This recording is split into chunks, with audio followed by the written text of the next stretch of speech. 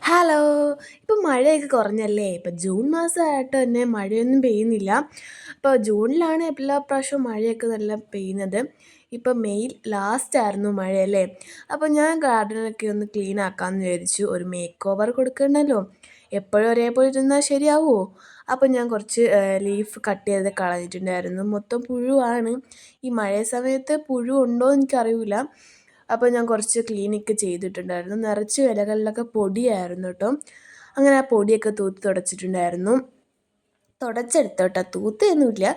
പിന്നെ ഞാൻ ഈ ഒരു പാം പാം പാർലറാണ് കേട്ടോ ഈ ഒരു പ്ലാന്റ് എന്ന് പറയണത്. അതിനകത്ത് കുറച്ച് ലീവ്സൊക്കെ ഉണങ്ങി നിൽപ്പുണ്ടായിരുന്നു, കുഞ്ഞു കുഞ്ഞു ലീവ്സ്.